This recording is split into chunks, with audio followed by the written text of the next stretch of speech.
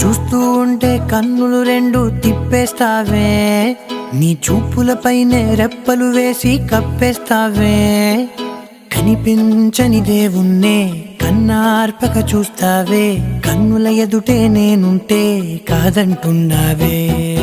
చూపే బంగారు